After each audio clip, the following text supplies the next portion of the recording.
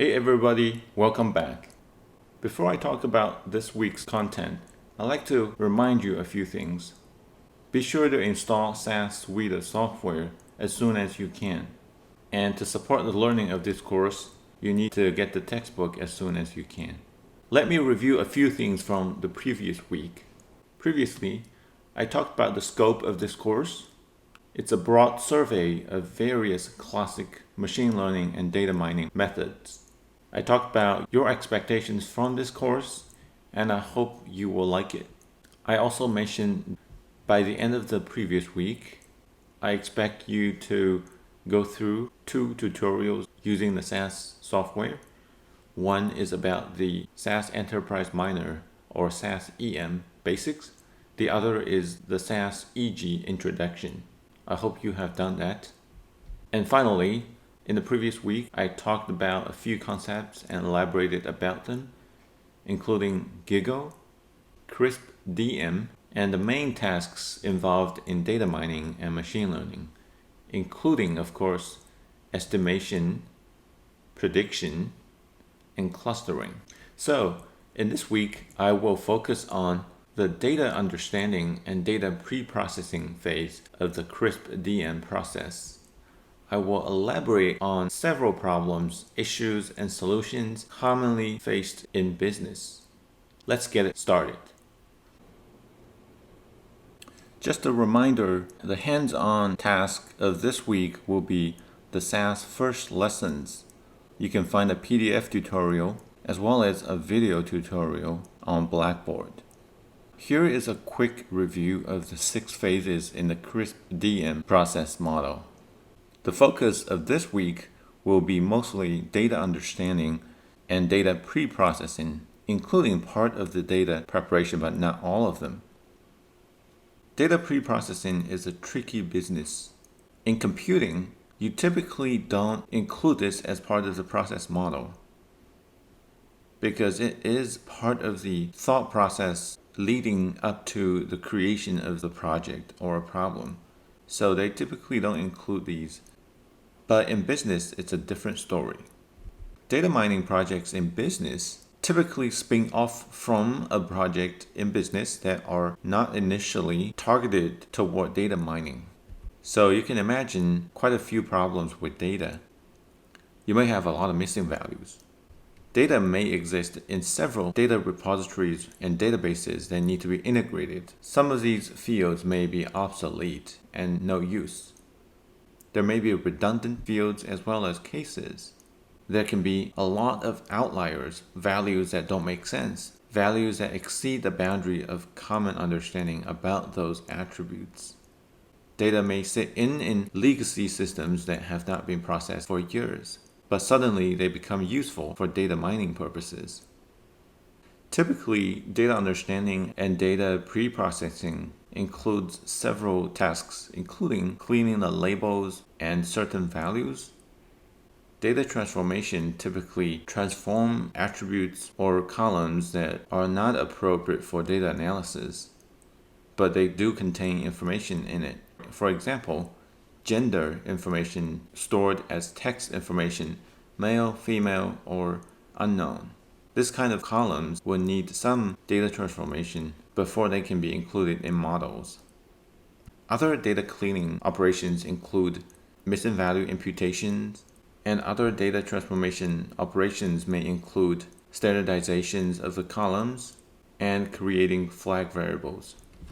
And data understanding and data pre-processing stages, even though not even included in computing projects, but in business, they actually consume the majority of the time for completing the project. If they are not done adequately, you end up spending more time and more frustration in the modeling stage and evaluation stages. So this is key. For each of those major categories of issues with data, these are our solutions. To deal with missing values, we would replace missing values. We would choose to either replace missing values using data imputation, or we may contemplate on whether or not we need to retain the variable altogether. For erroneous values in some of the fields, sometimes outliers, or sometimes labels that don't make sense, we choose to replace with missing and then try to impute the missing values. For those information that are stored in formats that are not ready for data mining, we will transform them into inappropriate kinds of variables, sometimes flag variables and sometimes interval variables or categorical variables. So let's talk about a few specific examples. Here is a subset, only 5 rows of a typical data set that involves businesses dealing with customers. I don't see much problem with the customer ID. It is numeric form. It is unique based on these 5 records, and it follows a natural pattern. But I wonder whether 4 digits would be adequate to store information about customers as the customer base increases. With 4 digits number sequences, you can only store up to 10,000 customers.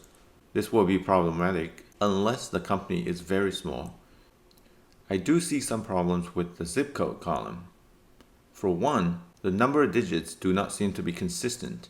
Some of them have 4, some others has 6 digits. And one of these particularly look very suspicious. While all the other 4s contain numbers, the second record contains zip code that are letters. Without a proper understanding of the background information, you may never be able to understand why do these letters come up here. Why does the zip code column even allow the letters to appear? Well, for your information, zip codes in the US are all digits, but the zip code in Canadian provinces can be letters. It must be the case that this business has customers that live in or come from Canada. But what is going on with the 4th record that has only 4 digits? Is 1 digit missing? There can be endless possibilities about which digit is missing and what that digit is. But a convenient, perhaps most likely scenario would be that this zip code simply is missing the initial 0. Because of the numeric column attribute of the zip code in some of the databases, the initial 0 may just be dropped. Moving on to the gender column, there is not much problem I find with gender. I can recognize the labels, but there's a missing value here, so there will be a need to impute the missing value. This dataset records income information of the customers. I see a couple of problems here. The first one is, why is the income negative for the second customer in the table? What does negative values mean? That would be the first question you would ask. My guess is that the negative signs are accidentally typed in because of human error. But this has to be verified with database administrator. And this customer makes a huge salary as compared to other customers. Could this also be a human error? This will also have to be verified. The benefits opportunity of data understanding is that you have all the data available to you, so you can cross-check the other information. For instance, while I may have a problem with the extremely large salary bill of this customer, I can't help also noticing that the zip code is from California, and this is very likely a case where this customer is a celebrity. He or she lives in Beverly Hills. This zip code may be for Beverly Hills. I would go ahead and check it. Aha, that is true. Now, with that background information, this income makes much more sense. Finally, where did this almost 10,000 but one less than 10,000 income value come from? It's not a price tag. Income is not a price tag, so you don't use the same strategy. And if anything, as a business owner, I would rather pay $1 more to make the salary look much better, to make it 10,000. So there may be a lot of problems with this income column. I would definitely check with the database administrator to verify these issues. Moving on to the age column. I also find several issues. What does C mean? A customer with age 0? A digit is missing? Could it be 20, 30, or 40? You can never guess. there may be another problem. The age information in the database will remain still, even as time passes. So the next year, the same set of customers will have the same age. The database may not automatically update them. And without the birthday information, it's hard for the system to implement a stored procedure to update the age, because almost every customer will be updated on a different day according to the birthday. So instead of recording age as a unique information about customer, a better strategy would be to record the birth date, including the year, month, and date information about each customer. You can calculate age on the fly every time you need to use it. Moving on to the marital status, I don't see much problem here, except for that some of these labels may not be recognized. M typically means married, W typically means widowed, S typically means single, but S could also mean separated. Which one is it? Has to check the data definition. Without a good understanding of the typical symbols to note the marital status in the US, one would not be able to understand what this variable mostly means for the customers. The last column, transaction amount, seems to be alright. Missing data is a big issue in data analytics, mostly because missing data represents the loss of information and the inaccuracy of information. Less information means less feedback for the model to learn the patterns in the data. But this is not the only major problem. Imagine that you have a column with 60% missing. Does that mean that you simply do not have information for those 60% of the customers? That may be a more severe problem, is of a systematic pattern. Data missing due to a systematic pattern may be a technical problem, or it may be a design problem. For instance, if you ask people about their income, and because income is a private information, if you ask them in public with the possibility that many people will overhear them, this customer will remain silent. If this becomes a pattern, then you are losing information because of a systematic design problem. Rather than fixing the data set per se, you would also have to fix the mechanism by which the data is collected. Here is a typical data set about cars. And let's talk about the possible strategies in dealing with missing data. You have two basic strategies. One, you can exclude and drop the rows which has one or more missing values. So here, 2 rows would be dropped because of this strategy. Another basic strategy that you have is try to guess and replace the values of the missing values. But under the replacement strategy, there are several alternatives. I'll talk a little more about that in a minute. The first strategy of dropping the rows with any missing data can be very problematic. If the missing values appear randomly inside the data, if most of the columns involve a little bit of missing data, even if the percentage missing is small in each of the columns, because of the random missing pattern, you end up reducing a significant amount of the data size because some row always have some kind of missing value. Excluding a significant portion of your data is never good. It's not a good strategy for machine learning and data mining per se, because you lose a lot of the information that are available in those columns that are not missing, but you end up dropping those records because of a few missing values. So this strategy is not useful. Now let's talk about replacing the values. You basically have 4 different options. 1, you can replace with an arbitrary value, a value that you choose.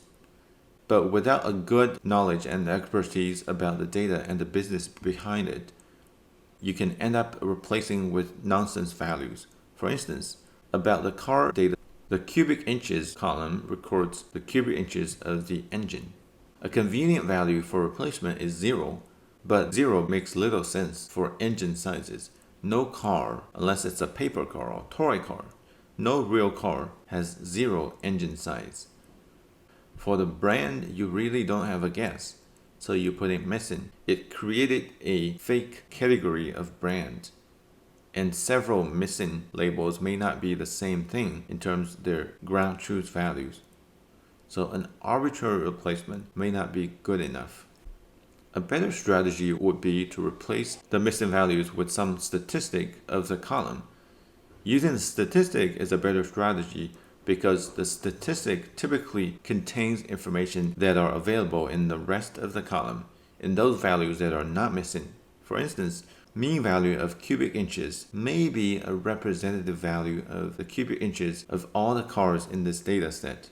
So this makes better sense. However, the mean is not the best strategy if the column has skewed data. In that case, a median replacement will be better than mean replacement.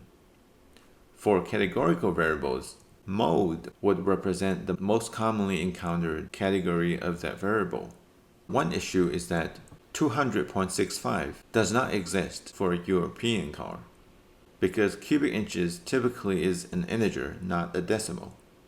So these are the caveats that I mentioned previously. Replacing with the mean may lead to a value that doesn't exist for the available car examples, as I mentioned. So another strategy, sometimes preferred, is to replace with random values, randomly selected from the dataset. The good side about that is you can almost always guarantee that the value exists for at least one car example in the dataset, as the number is taken from the dataset. However, doing this will create fake models. A random selection may pick Japan as the origin for record 4. However, can you imagine a Japanese car that has an MPG of 15 and a cubic inches engine size of 400? The Japanese car engineers will hate you. This is not their philosophy of making cars. So that's a downside of this strategy. And finally, the fourth strategy would be to using data mining mentality to try to predict and guess what might be the most likely value of that missing record given the other information available for the other attributes. So data mining based missing value imputation would be your best strategy in picking a value that is most likely and makes best sense. Sometimes data may have human errors in typing, in data collection, or user feedback. For instance, there are several erroneous cases in terms of the labels of the brand origin. But these problems are easy to identify. You can use table strategy. You can generate a table of statistics about the different labels of the variable to quickly identify labels that don't have many cases, or most likely have one case because of misclassification. For instance, you already have a label as US origin for most of the cars, but you also have a USA label and only one car has that label. So you can combine these two labels together to eliminate the misclassification of the one case. The one case is not different from the other 156 cases in terms of origin. France has only one car with origin France, but since you have a bigger category of Europe, it's better to combine the two labels and drop the France label. Besides generating statistics for categorical variables, you have other strategies to identify outliers or erroneous values in interval or numeric variables. You can use graphical methods, and nowadays we call visualization, to identify outlier or erroneous values. I demonstrate a few examples here. So here is a histogram of a column. The column is the weight of the vehicle. The majority of the cars weighs between 1,500 to 500 pounds, but one car stands at about 250 pounds. And how can that be? Is that a toy car? So this gives you motivation to recheck the data point and to find out, the origin of that car, the engine size, whether or not the other values have any problem. If all the other attributes of this car make sense, and it doesn't make sense that this car has this little weight, and that means this value of weight may have a problem. Histogram is one way to identify erroneous values in a one-dimensional column. But you can also use a two-dimensional graphical method to identify the case as well as the contextual information. For instance, here is a scatter plot of the cars between two variables, weight and MPG. Now you see that car that has little weight, 250 pounds, it has a normal MPG value, same with the other vehicles. Now you can reason that a car weighs that little should have a high MPG, somewhere around here. Because the only motivation to reduce the weight realistically would be to save energy and increase the MPG. So this point in this graph indicates that it's most likely that the weight has a problem, not because the weight is that little. Using scatter plot helps identify another problematic record. This car has a normal weight, but has a skyrocketed MPG. But how can that be? Even Tesla does not achieve this kind of equivalent MPG by using electricity. So with the current technology, you would reach the conclusion that this data point has some problem with the MPG. And you will zoom in and try to look at from all perspectives whether or not this data point has other problems. If not, then only fix the MPG. Now, in understanding data, it's useful to understand the center and spread, these two concepts about each of the variable. Center typically means the middle value or the mean value of a variable, whereas the spread typically refers to the values of this variable varies or changes across different cases. I mentioned that in imputing the missing values with a statistic, for majority of the interval columns, using mean replacement will be a good strategy. But if the variable has a skew distribution, using median replacement would be a better strategy because median is less sensitive to the skewness of the dataset. For categorical variables, mode would be the most representative category, but it doesn't mean that replacing with mode will always make sense. How is the mean calculated? Mean of the sample is typically the sum of the value of the column across all the values and divided by the sample size. We use X bar or whatever the variable and topped with the bar to indicate that this is the mean statistic. For instance, we have this variable from the churn dataset. The churn dataset is a dataset including customers of a telecommunication company. The data records information about those customers, including demographic information, as well as their usage information of the telecommunication service. More specifically, it's landline phone service. So this particular variable, customer service calls, records the number of customer service calls that the customer has called for the services during the past year. So this is a numerical variable that possibly has many zero values for a lot of customers because they have not called the customer service calls ever. The mean of this variable would be calculated as the sum of the values across all the customers in this variable, 5,200 something, divided by the total sample size, which is 3,333. The mean of this variable is 1.56. I have talked about the alternative measures of the mean, so take a look at these information and let me know if they don't make sense. Now, customer service calls is such a column that is highly skewed. Majority of the cases may not have placed any calls, or most of them may have placed one call. So the median is 1. The median is the point where half of the sample has values larger than this one, and the other half of the sample has values smaller than this value. So that's the midpoint of this variable. The midpoint here is 1.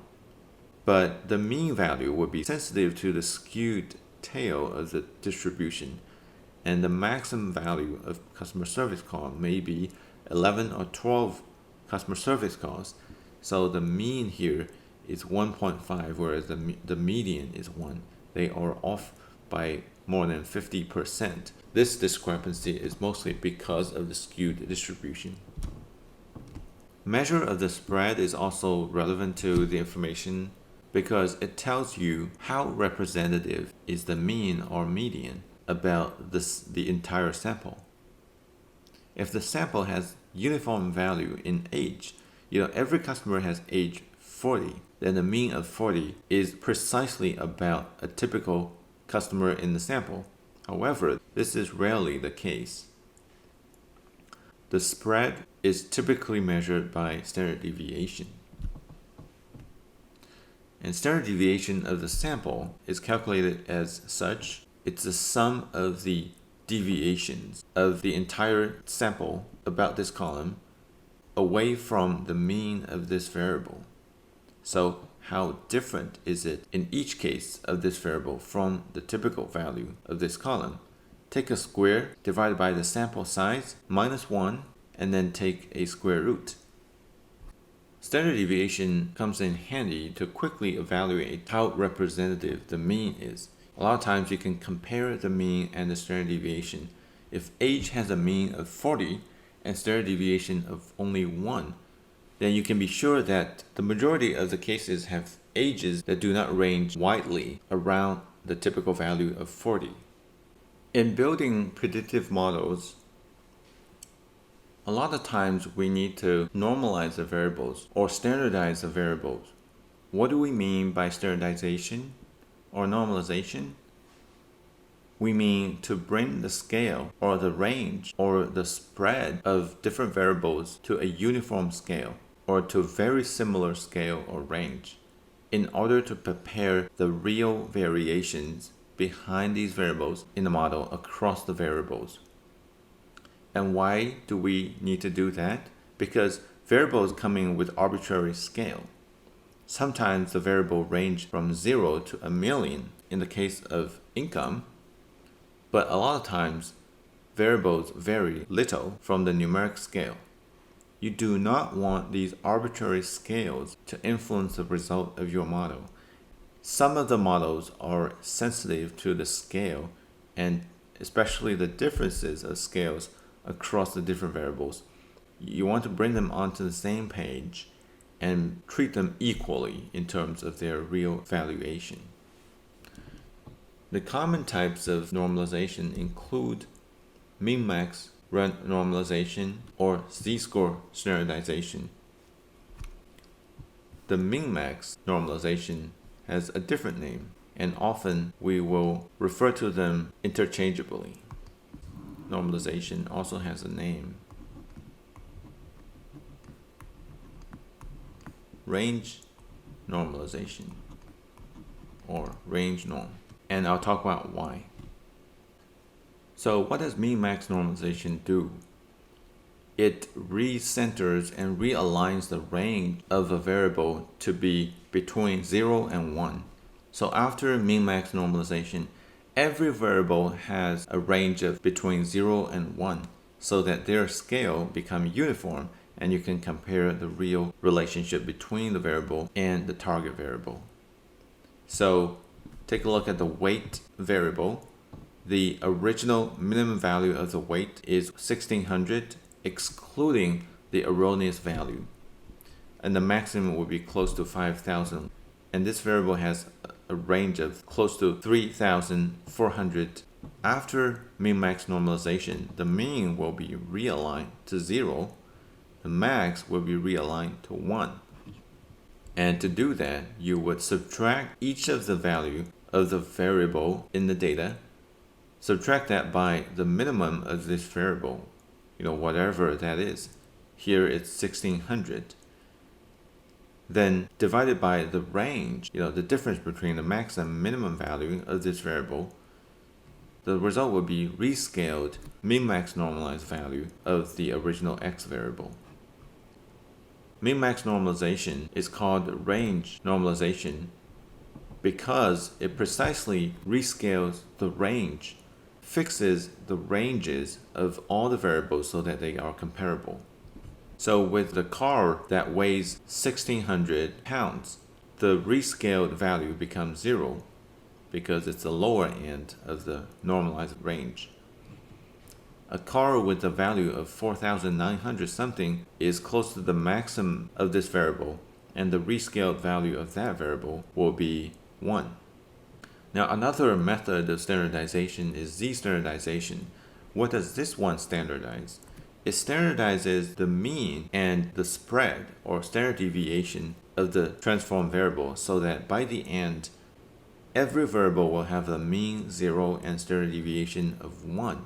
For instance, this weight variable has a mean of 3,000, so after transformation, the transform variable has a mean 0 and a spread of 1, so the scale will not be weight per se, but the standardized scale. So the calculation of Z-standardization is precisely what the definition says. Subtract each value by the mean of the variable, will fixes the mean of the variable to be 0, divided by the standard deviation of x, will fix the standard deviation of this rescaled variable to be 1. So a minimum value of this weight variable after Z-standardization will have a standard z-score of minus 1.6. A car with the maximal weight will have a standardized score of 2.34. So in summary, z-score standardization tries to fit every variable into a scale of the standardized normal distribution.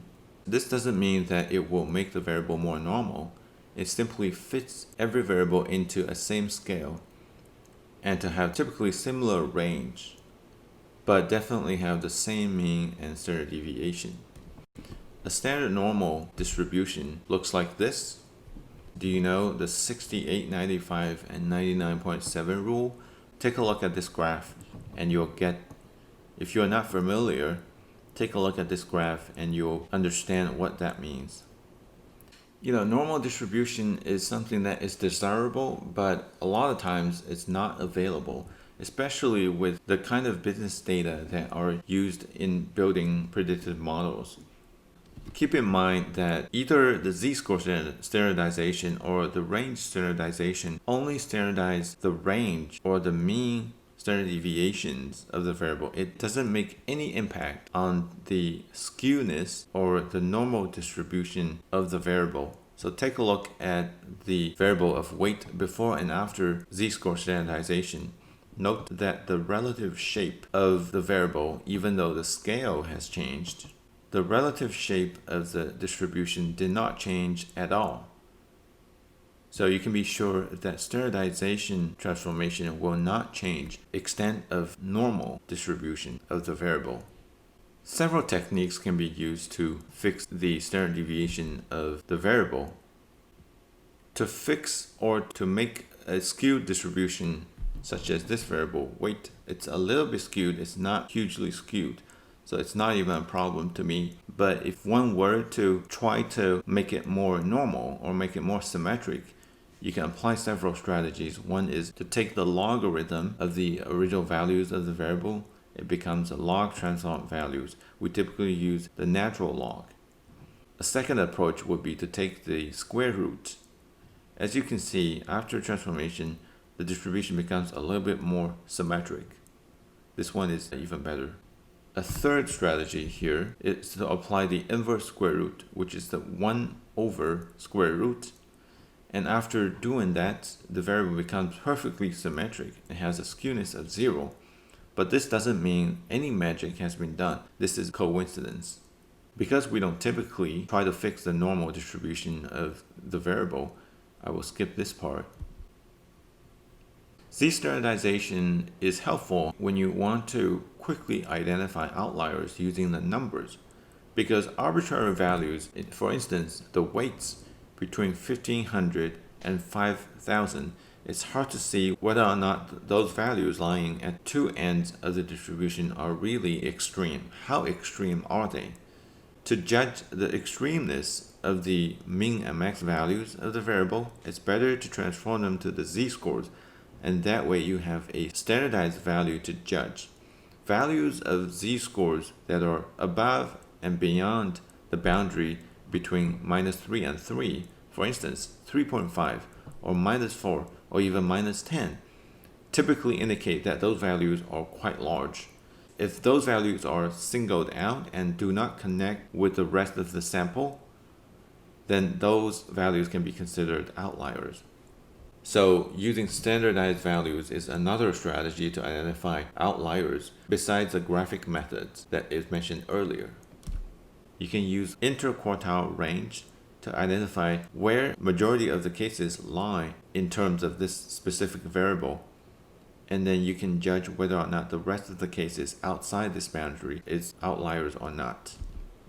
A word about flag variables.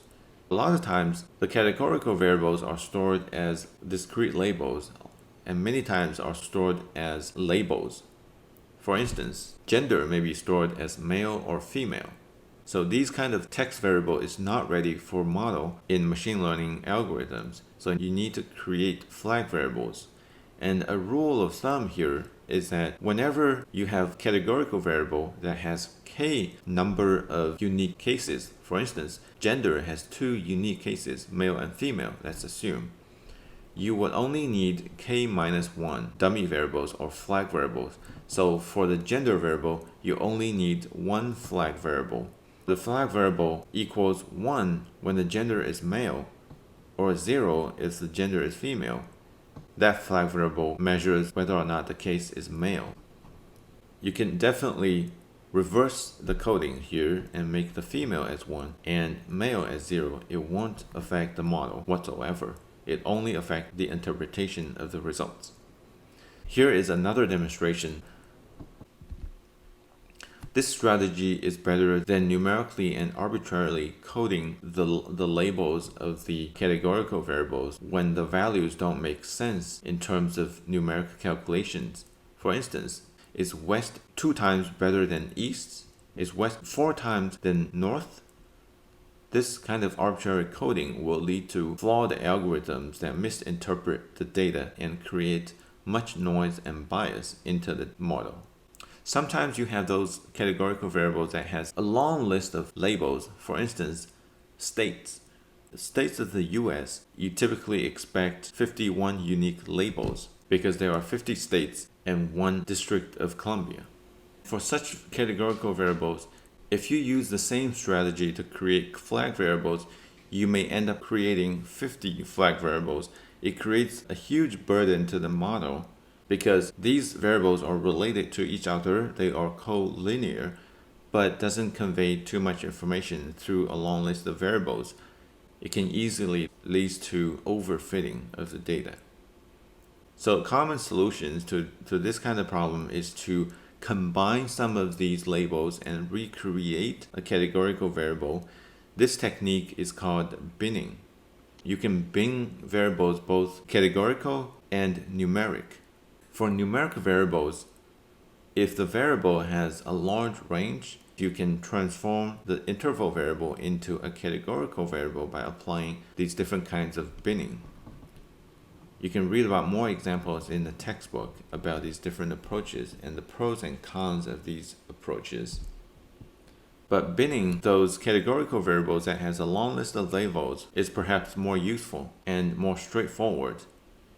How to deal with the 50 states and reduce the number of labels? You can create a region variable that combines some of the states according to your expertise about how the region may affect the business, the outcome, and the behavior of the customers, based on policy differences of the region or based on cultures associated with different geographic locations. By doing that, you can dramatically reduce the number of discrete labels without losing too much information. There are rare cases where you can safely remove the variables. In most of the cases, when a variable has only one value, there is no variation because, for instance, every customer has an age 40. Then, will age 40 make an impact on whether or not the customer will churn? Definitely not, because their age don't vary. However, this is not a real case. You can safely discard those variables without variations. Such cases are rare. Can you safely discard a variable when there are 90% missing values? Think twice.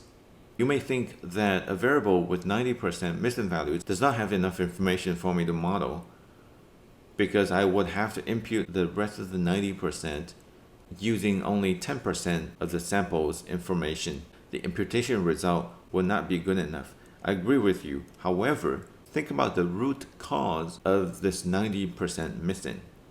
Why the majority of the sample does not have this information? Is it because of a flawed data collection mechanism? If there is, then definitely fix that better than being worried about imputation problem here. Sometimes variables are strongly correlated. In the second homework, you will deal with this problem. You will be asked to identify the variables that are linearly correlated. To deal with linearly correlated variable, we typically examine the regression coefficient. If the coefficient is 1, if the two variables are strictly linear correlated, we will only retain one of each set of two variables that are linearly correlated. Strongly correlated variables with coefficients of up to 0.9 or 0.95 are still recommended to be retained in the dataset, and later we will use other techniques to try to select the most important variables. A caveat about correlation. Correlation doesn't mean causation.